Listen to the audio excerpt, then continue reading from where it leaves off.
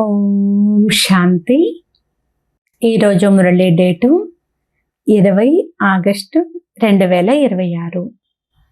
బాబా చెప్తున్నారు, మధురమైన పిల్లలారా, మిమ్మల్ని ఈ పాప ప్రపంచము నుండి శాంతిమయ ప్రపంచంలోకి తీసుకుని వెళ్లేందుకు తండ్రి వచ్చారు. తండ్రి ద్వారా మీకు సుఖము, శాంతి అనే 2 కానుకలు లభిస్తాయి. ఈరోజు మురళిలోని ప్రశ్న, పూర్తి ప్రపంచంలో సత్యమైన నన్స్ మీరే. సత్యమైన నన్స్ అని ఎవరిని అంటారు?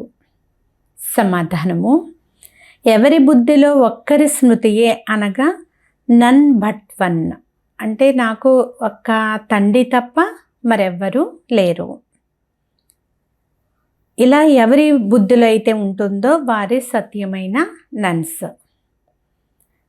వారు భలే నన్స్ అని చెప్పబడతారు క్రైస్తవ ధర్మంలోని వాళ్ళు.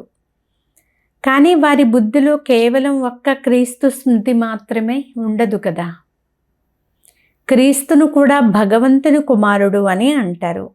కనుక వారి బుద్ధిలో 2 ఉన్నారు. కానీ పిల్లలైన మీ బుద్ధిలో కేవలం ఒక్క తండ్రి మాత్రమే ఉన్నారు. కనుక మీదే సత్యమైన నన్స్. పవిత్రంగా ఉండాలి అని తండ్రి మిమ్మల్ని ఆజ్ఞాపిస్తున్నారు. పాట, ఈ పాప ప్రపంచము నుండి దూరంగా తీసుకుని వెళ్ళు. ఓం శాంతి. మధురాతి మధురమైన ఆత్మిక పిల్లలు పాటను విన్నారు. ఎవరు విన్నారు? ఆత్మలు. ఆత్మయే పరమాత్మ అని చెప్పడానికి వీల్లేదు. మనుషులను భగవంతుడు అని అనజాలరు. ఇప్పుడు మీరు బ్రాహ్మణులు. మిమ్మల్ని ఇప్పుడు దేవతలు అని అనరు. బ్రహ్మను కూడా దేవత అని అనరు. భలే బ్రహ్మ దేవతాయ నమః, విష్ణు దేవతాయ నమః అని అంటారు. కానీ బ్రహ్మ విష్ణువులకు చాలా తేడా ఉంది. విష్ణువును దేవత అని అంటారు, బ్రహ్మను దేవత అని అనజాలరు. ఎందుకంటే వారు బ్రాహ్మణుల తండ్రి. బ్రాహ్మణులను దేవతలు అని అనరు. ఇప్పుడు ఈ విషయాలను ఏ మానవుడు ఇతర మానవులకు అర్థం చేయించలేరు. భగవంతుడు మాత్రమే అర్థం చేయిస్తారు. మనుషులు అంధవిశ్వాసంతో నోటికి ఏది వస్తే అదే మాట్లాడుతూ ఉంటారు. ఆత్మిక తండ్రి మమ్మల్ని చదివిస్తున్నారని పిల్లలైన మీరిప్పుడు అర్థం చేసుకున్నారు. స్వయాన్ని ఆత్మగా భావించాలి. ఆత్మనైన నేను ఈ శరీరాన్ని తీసుకుంటాను. ఆత్మనైన నేను 84 జన్మలు తీసుకున్నాను. ఎలాంటి కర్మలు చేస్తారో అలాంటి శరీరం లభిస్తుంది. ఆత్మ శరీరం నుండి వేరైతే మళ్ళీ శరీరం పైన ప్రేమ ఉండదు. ప్రేమ ఆత్మపైనే ఉంటుంది. ఎప్పుడైతే ఆత్మ శరీరంలో ఉంటుందో అప్పుడే ఆత్మ పైన కూడా ప్రేమ ఉంటుంది. మనుషులు పితృలను పిలుస్తారు. వారి శరీరం సమాప్తమైపోయింది, అయినప్పటికీ వారి ఆత్మను జ్ఞాపకం చేసుకుంటూ ఉంటారు. అందుకే బ్రాహ్మణునిలోనికి పిలుస్తారు. పలానా వారి ఆత్మ రావాలి, వచ్చి భోజనాన్ని స్వీకరించాలి అని పిలుస్తూ ఉంటారు. అనగా ఆత్మ పైన మోహం ఉంటుంది. కానీ మొదట శరీరం పైన మోహం ఉండేది. ఆ శరీరమే పదే స్మృతికి కూడా వచ్చేది. మేము ఆత్మను పిలుస్తున్నామని వారు భావించరు. ఆత్మయే అన్నీ చేస్తుంది. ఆత్మలోనే మంచి గుణాలు అలాగే చెడు గుణాలు కూడా ఉంటాయి. గుణాలు అంటే ఆత్మలోనే మంచి లేక చెడు సంస్కారాలు ఈ జన్మలో ఏవైతే చేస్తారో వాటి యొక్క ఫలితం సంస్కార రూపంలో ఎమర్జ్ అయ్యి ఆత్మ వాటిని తీసుకొని వెళ్తుంది నెక్స్ట్ జన్మకి. మొట్టమొదట దేహాభిమానం వస్తుంది. దాని తర్వాత మిగిలిన వికారాలన్నీ వచ్చేస్తాయి. అన్నింటినీ కలిపి వికారాలు అని అంటారు. ఎవరిలో అయితే వికారాలు అస్సలు ఉండవో వారిని నిర్వికారులు అని అంటారు. భారతదేశంలో ఎప్పుడైతే దేవీ దేవతలు ఉండేవారో అప్పుడు వారిలో దైవీ గుణాలు ఉండేవి అని మీకు తెలుసు. ఈ లక్ష్మీ నారాయణులది దేవి దేవత ధర్మము. ఎలాగైతే క్రైస్తవ ధర్మంలో స్త్రీ పురుషులు అందరూ క్రైస్తవులుగా ఉంటారో అలా వీరు కూడా దేవీ దేవతలు అని పిలువబడతారు. రాజు రాణి ప్రజలు అందరూ దేవీ దేవత ధర్మానికి చెందినవారే. ఇది చాలా ఉన్నతమైన సుఖాన్ని ఇచ్చే ధర్మము. పిల్లలు పాట కూడా విన్నారు. ఎక్కడ నాకు శాంతి సుఖము లభిస్తుందో అలాంటి స్థానానికి తీసుకుని వెళ్ళమని ఆత్మ భగవంతుణ్ణి పిలుస్తూ ఉంటుంది.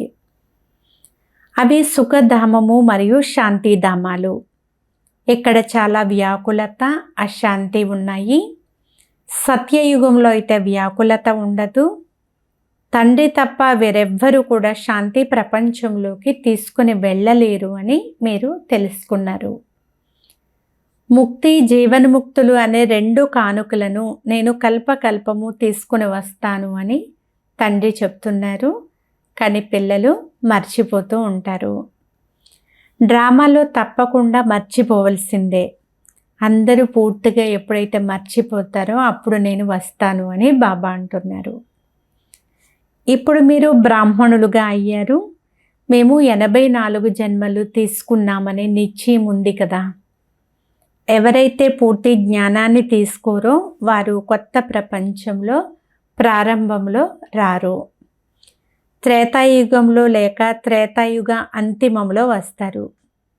పూర్తి ఆధారం అంతా కూడా పురుషార్థంపైనే ఉంది అని బాబా చెప్తున్నారు. సత్యయుగంలో సుఖం ఉండేది. ఈ లక్ష్మీనారాయణల రాజ్యం ఉండేది. మంచిది. అంతకు ముందు జన్మలో వీరు ఎవరు అనేది ఎవ్వరికీ తెలియదు. ముందు జన్మలో వీరు అంటే లక్ష్మీనారాయణలు బ్రాహ్మణులుగా ఉండేవారు. ముందు జన్మలో అంతకంటే ముందు శూద్రులుగా ఉండేవారు. వర్ణాల గురించి మీరు చాలా బాగా అర్థం చేయించగలరు అని తండ్రి చెప్తున్నారు.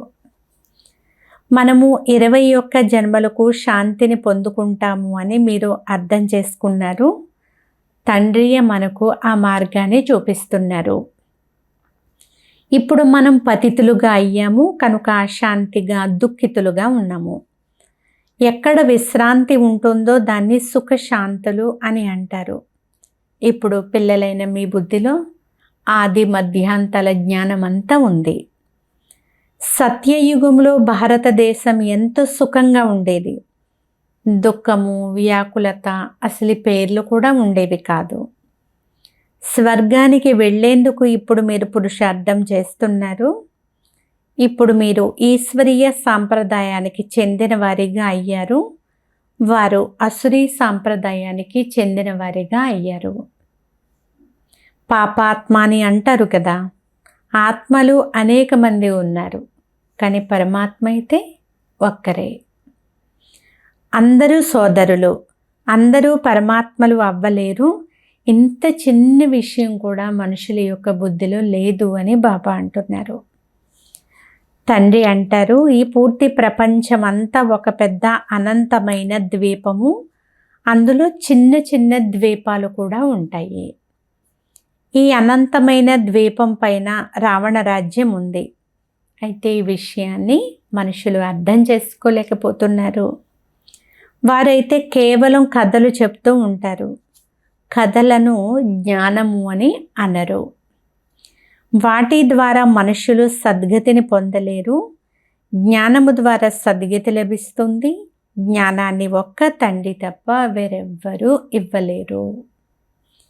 భక్తులను భగవంతుడే వచ్చి రక్షణ చేస్తారు.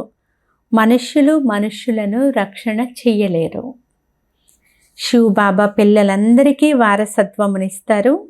వారు తండ్రి, శిక్షకుడు, అలాగే సద్గురువు కూడా అయ్యారు. వకీలు, బారిస్టర్గా కూడా అయ్యారు. ఎందుకంటే వారు యమదూతల యొక్క శిక్షల నుండి పిల్లలైన మనల్ని కూడా విడిపించారు. సతయుగంలో ఎవ్వరూ జైలుకు వెళ్ళరు. తండ్రి అందరినీ కూడా జైలు నుండి విడిపిస్తారు. పిల్లల సర్వశ్రేష్టమైన మనోకామలన్నీ పూర్తి అవుతాయి. రావణుని ద్వారా అశుద్ధమైనటువంటి కోరికలు ఏవైతే ఉన్నాయో అవి పూర్తవుతాయి. తండ్రి ద్వారా శుద్ధ కామనలు పూర్తి అవుతాయి. శుద్ధ కామనలు పూర్తి అవ్వడంతో మీరు సదా సుఖీలుగా అవుతారు. పతిత వికారులుగా అవ్వడము అశుద్ధ కామన. పావనముగా ఉండేవారిని బ్రహ్మచారులు అని అంటారు. మీరు కూడా పవిత్రంగా ఉండాలి. పవిత్రముగా అయ్యి పవిత్ర ప్రపంచానికి అధికారులుగా అవ్వాలి. పతితుల నుండి పావనముగా ఒక్క తండ్రి మాత్రమే తయారు చేస్తారు. సాధు సన్యాసులు మొదలైన వారు వికారాల ద్వారా జన్మిస్తారు. దేవతల గురించి ఇలా అనరు. అక్కడ అసలు వికారాలే ఉండవు. అది పావన ప్రపంచము. లక్ష్మీనారాయణులు సంపూర్ణ నిర్వికారులుగా ఉండేవారు.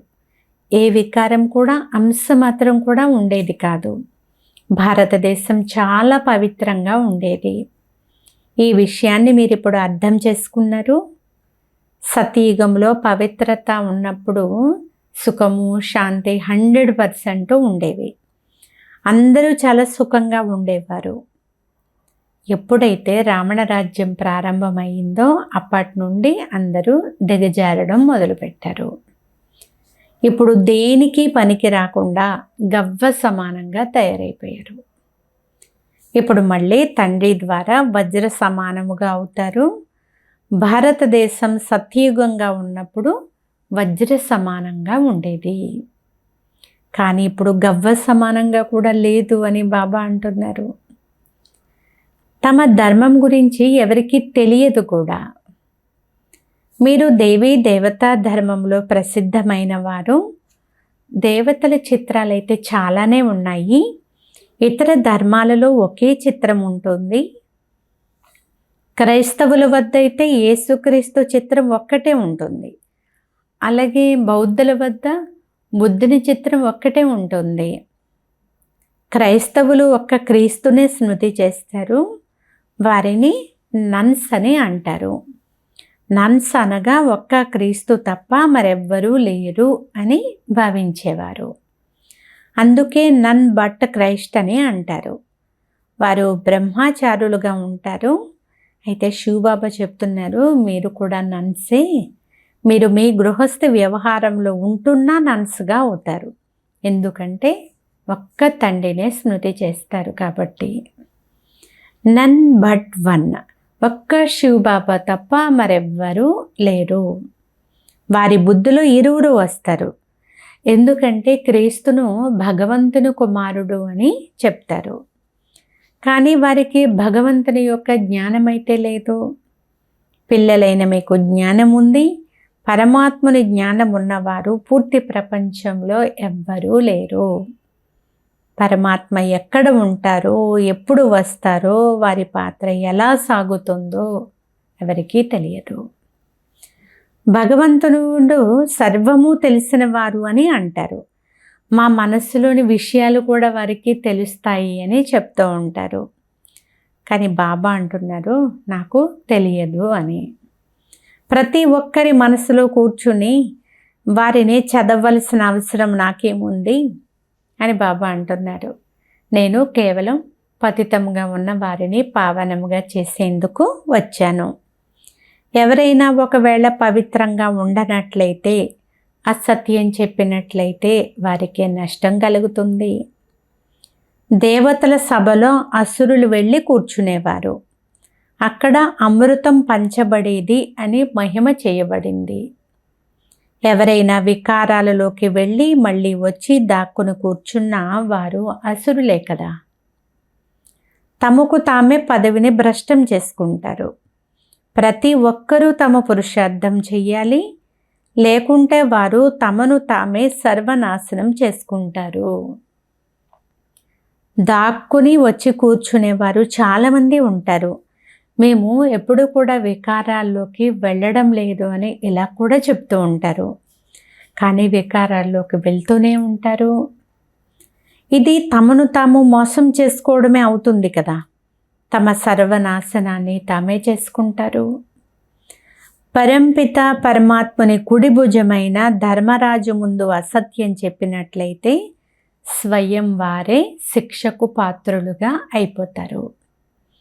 చాలా సెంటర్లలో కూడా అలాంటి వారు ఉంటారు అని బాబా అంటున్నారు.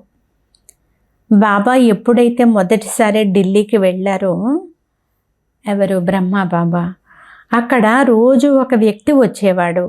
వికారాల్లోకి వెళ్తూ ఉండేవాడు. పవిత్రంగా ఉండనప్పుడు ఎందుకు వస్తున్నావు అని అడిగితే, నేను ఇక్కడికి రాకపోతే నిర్వికారిగా ఎలా అవ్వగలను అని అనేవాడు. పవిత్రత చాలా బాగా అనిపిస్తుంది, కానీ నేను ఉండలేకపోతున్నాను అని చెప్పేవాడు. చివరికి పరివర్తన అవుతాను, ఒకవేళ ఇక్కడికి రాకపోతే నా నావ పూర్తిగా మునిగిపోతుంది, ఇంకా వేరే మార్గం ఏమీ లేదు కదా, కనుక నేను ఇక్కడికి రావాల్సి వస్తుంది అని ఇలా చెప్తూ ఉండేవాడు. బాబా అంటారు, మీరు వాయుమండలాన్ని పాడు చేస్తారు, ఎప్పటి వరకు ఇలా వస్తూ ఉంటారు? పరివర్తన అయితే అవ్వాలి కదా. ఎవరు పావనంగా అవుతారో వారికి పతితుల పైన ఒక రకమైన అసహ్య భావన కలుగుతుంది. బాబా వీరి చేతి భోజనం కూడా బాగా అనిపించడం లేదు అని అంటారు. బాబా చాలా యుక్తులను తెలియచేశారు. భోజనం విషయంలో విఘ్నం వస్తుంది, అలాగని ఉద్యోగం వదలరాదు, యుక్తిగా నడవాల్సి ఉంటుంది. ఎవరికైనా చెప్పినట్లయితే పవిత్రంగా ఎలా ఉంటారు? ఇలాంటివి ఎప్పుడు వినలేదు, సన్యాసులు కూడా ఉండలేరు, ఎప్పుడు ఇంటిని వదిలి వెళ్తారో అప్పుడు మాత్రమే పవిత్రంగా ఉండగలరు అని ఈ విషయంలో కోప్పడతారు. కానీ ఇక్కడ పతిత పావనుడైన పరంపిత పరమాత్మయే స్వయంగా చదివిస్తున్నారనేది ఎవరికీ తెలియదు. వారు అంగీకరించరు, అందుకే విరోధిస్తూ ఉంటారు. శివబాబా బ్రహ్మ తనువులో వస్తారని ఏ శాస్త్రంలో ఉందో చూపించండి అని అడుగుతారు. నేను సాధారణ వృద్ధ తనువులో వస్తాను, ఇది కూడా భగవద్గీతలో ఉంది కదా. ఎవరైనా అడిగినట్లయితే మీరు ఆ శ్లోకాన్ని, దాని యొక్క తాత్పర్యాన్ని కూడా అర్థం చేయించవచ్చు. అవజానంతి మామూఢ మానుషీం తనుమాశ్రితం, నేను ఒక మనిషి యొక్క తనువులో వస్తాను అనేది భగవంతుడు స్వయంగా చెప్పి ఉన్నారు. ఇది గీతలో కూడా ఉంది కదా, దీన్ని అర్థం చేయించవచ్చు. అతడికి తమ జన్మల గురించి తెలియదు అని గీతలో వ్రాయబడి ఉంది. ఇలా వ్రాయబడి ఉన్నప్పుడు మరి పరమాత్మ మనుష్య శరీరంలో ఎలా వస్తారని ఎందుకు అడుగుతారు అని వాటిని అడగవచ్చు. పతిత తనువులోనే వచ్చి మార్గాన్ని చూపిస్తారు కదా. ఇంతకు ముందు కూడా వచ్చి నన్నొక్కరినే స్మృతి చెయ్యండి అని చెప్పాను అని బాబా అంటున్నారు. వారు పరంధామంలో ఉంటారు, నన్నొక్కరినే స్మృతి చెయ్యండి అని అంటారు. అలా చెప్పేందుకు కృష్ణుని శరీరం మూలవతనంలో ఉండదు. ఒక్క పరంపిత పరమాత్మయే సాధారణ వృద్ధ తనువులో ప్రవేశించి నన్నొక్కడినే స్మృతి చేసినట్లయితే మీ పాపాలన్నీ కూడా భస్మం అవుతాయి, వికర్మలు వినాశనం అవుతాయి అని అర్థం చేయిస్తున్నారు. అందుకే నన్ను పతిత పావనుడు అని అంటారు. తప్పకుండా ఆత్మల పతిత పావనుడే అయి ఉంటారు కదా, ఎందుకంటే పతితముగా అయ్యేది ఆత్మయే. తండ్రి అంటారు, పవిత్రాత్మలైన మీరు 16 కళా సంపూర్ణులుగా ఉండేవారు, ఇప్పుడు చూడండి కళాహీనంగా అయిపోయారు, పూర్తి పతితం అయిపోయారు. బాబా అంటున్నారు, నేను కల్పకల్పము వచ్చి మీకు అర్థం చేయిస్తాను. కామచితి పైన కూర్చుని కాలిపోయి ఉన్న మిమ్మల్ని జ్ఞానం అనే చితి పైన కూర్చుండబెట్టి పావనంగా తయారు చేస్తాను. భారతదేశంలో పవిత్రమైన ప్రవృత్తి మార్గం ఉండేది, ఇప్పుడు అపవిత్రమైన ప్రవృత్తి మార్గం ఉంది. ఎవ్వరికీ శాంతి లేదు. ఇరువురు కూడా జ్ఞానచితి పైన కూర్చోండి అని బాబా అంటారు. ఆత్మలకు తమ తమ కర్మలు అనుసారంగానే శరీరాలు లభిస్తాయి. మరుజన్మలో అదే పతి పత్నులు పరస్పరం కలుసుకుంటారని కాదు, అంత రేస్ చేయలేరు. ఇది చదువు యొక్క మాట కదా. అజ్ఞాన కాలంలో పరస్పరం చాలా ప్రేమ ఉన్నట్లయితే వారి మనోకామనలు పూర్తి కాగలవు. అది పతిత వికారి మార్గము. పతితో పాటు పత్ని కూడా చితిపైన కూర్చుంటుంది. మరుజన్మలో కూడా వెళ్ళి అతన్ని కలుసుకుంటుంది. కానీ మరుజన్మలో వారికి ఏం తెలుస్తుంది? గత జన్మలో కూడా మేమిద్దరం కలిసే ఉన్నామనేది తర్వాత జన్మలో వాళ్ళకి తెలియదు కదా. మీరు కూడా బాబాతో జ్ఞానచితిపై కూర్చుంటారు, ఈ చీచీ శరీరాన్ని వదిలి వెళ్ళిపోతారు. ఇది మీకు ఇప్పుడు తెలుసు. మేము వెనుక జన్మలో ఇలా జతగా ఉన్నామని వారికి తెలియదు. మీకు కూడా ఈ విషయాలేమీ కూడా తర్వాత జ్ఞాపకం ఉండవు అని బాబా అంటున్నారు. ఇప్పుడు మీ బుద్ధిలో ముఖ్యమైన ఉద్దేశం ఉంది. మమ్మ బాబాలే లక్ష్మీనారాయణులుగా అవుతారు. విష్ణువు దేవత, ప్రజాపిత బ్రహ్మను దేవత అని అనలేరు. బ్రహ్మ నుండి దేవతగా అవుతారు. బ్రహ్మ నుండి విష్ణువుగా, విష్ణువు నుండి బ్రహ్మగా ఎలా అవుతారనేది మీరు అర్థం చేసుకున్నారు. విశ్రాంతి కేవలం స్వర్గంలోనే లభిస్తుందని ఇప్పుడు మీకు తెలుసు. ఎవరైనా మరణిస్తే ఏమంటారు? స్వర్గస్థులయ్యారు అని అంటారు. అనగా సుఖశాంతుల్లోకి వెళ్ళారు అని అంటారు. పతితులు అంటే అశాంతిగా ఉంటారు. మళ్ళీ బాబా అంటారు, స్వయాన్ని ఆత్మగా భావించి తండ్రినైన నన్ను స్మృతి చెయ్యండి, వికర్మలు వినాశనం అవుతాయి. మిగిలినవి విశదంగా అర్థం చేసుకోవాల్సిన విషయాలు. బాబా జ్ఞానసాగరులు కనుక మిమ్మల్ని కూడా తనలాగా జ్ఞానస్వరూపులుగా చేస్తారు. తండ్రి స్మృతి ద్వారా మీరు సతో ప్రధానంగా అయిపోతారు. ఇది ఆత్మల రేసు. ఎవరు ఎక్కువ స్మృతి చేస్తారో వారు త్వరగా తయారవుతారు. ఇది యోగము, చదువుల రేసు. పాఠశాలలో కూడా రేసు ఉంటుంది కదా. చాలామంది విద్యార్థులు ఉంటారు. వారిలో ఎవరు మొదటి నెంబరులో వస్తారో వారికి స్కాలర్షిప్ లభిస్తుంది. ఒకే చదువు లక్షలు కోట్ల మంది చదువుతూ ఉంటే అన్ని పాఠశాలలు కూడా ఉంటాయి కదా. ఇప్పుడు మీరు ఈ చదువును చదవాలి, అలాగే అందరికీ మార్గాన్ని కూడా చూపించండి, అందులకు ఆసరాగా అవ్వండి, ఇంటింటికి కూడా సందేశాన్ని చేర్చాలి అని బాబా అంటున్నారు. అచ్చా, మధురాతి మధురమైన అపరూపమైన పిల్లలకు మాతాపిత బాబ్దాదాల ప్రియ స్మృతులు మరియు గుడ్ మార్నింగ్. ఆత్మిక పిల్లలకు ఆత్మిక తండ్రి నమస్తే. ఆత్మీయ తండ్రికి ఆత్మీయ పిల్లల యొక్క ప్రియ స్మృతులు గుడ్ మార్నింగ్. నమస్తే నమస్తే నమస్తే. ధారణ కొరకు ముఖ్య సారము. ఫస్ట్ పాయింట్, ఇప్పుడు అశుద్ధమైన కోరికలను త్యాగం చేసి శుద్ధమైన కోరికలను ఉంచుకోవాలి. అన్నింటికంటే శుద్ధ కామన పవిత్రముగా తయారయ్యి పవిత్ర ప్రపంచానికి అధికారిగా కావడము. ఏ తప్పునైనా దాచి స్వయాన్ని మోసం చేసుకోకూడదు.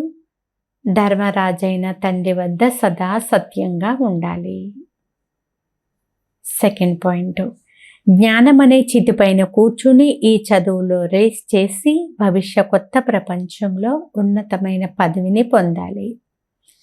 యోగ అగ్ని ద్వారా వికర్మల యొక్క ఖాతాను దగ్ధం చేసుకోవాలి. ఈరోజు వరదానము, బుద్ధి యొక్క ప్రీతి ఒక్క ప్రీతమునతో జోడించి సదా సన్ముఖం యొక్క అనుభూతిని చేసే విజయీ రత్న భవ.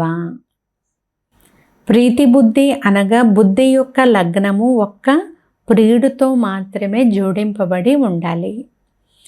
ఎవరికైతే ఒక్కరితోనే ప్రీతి ఉంటుందో వారికి ఏ ఇతర వ్యక్తి లేక వైభవంతో ప్రీతి జోడింపబడదు. వారు సదా బాబ్దాదాను సన్ముఖంలోనే అనుభవం చేస్తారు. వారికి మనస్సులో కూడా శ్రీమతానికి విపరీతంగా కానీ వ్యతిరేకంగా కానీ వ్యర్థ సంకల్పాలు వికల్పాలు అనేవి రాజాలవు. వారి నోటి నుండి లేక హృదయం నుండి నీతోనే తింటాను, నీతోనే కూర్చుంటాను, నీతోనే సర్వ సంబంధాలు నిభాయిస్తాను అనే మాటలే వెలువడతాయి. ఇలా సదా ప్రీతి బుద్ధి ఉండేవారే విజయీ రత్నాలుగా అవుతారు. స్లోగన్, కావాలి కావాలి అనే సంకల్పం రావడం కూడా రాయల్ రూపంలో యాచించడమే అవుతుంది. ఈరోజు అవ్యక్త ప్రేరణ, అపవిత్రత యొక్క బీజమును కూడా సమాప్తం చేసి సంపూర్ణ పవిత్రముగా అవ్వండి. సంగమయుగంలో బాబ్దాదా తన పిల్లలందరికీ మొదట సంపూర్ణ పవిత్ర భవ అనే వ్రతమునిచ్చారు. ఈ పవిత్రతా వ్రతము కేవలం బ్రహ్మచర్య వ్రతము కాదు, కానీ బ్రహ్మాబాబా సమానం ప్రతి మాటలో పవిత్రత వైబ్రేషన్లో ఇమిడి ఉండాలి. ప్రతి సంకల్పంలో పవిత్రత యొక్క మహత్వం ఉండాలి. ప్రతి కర్మలో కూడా కర్మయోగి జీవితం అనుభవం అవ్వాలి.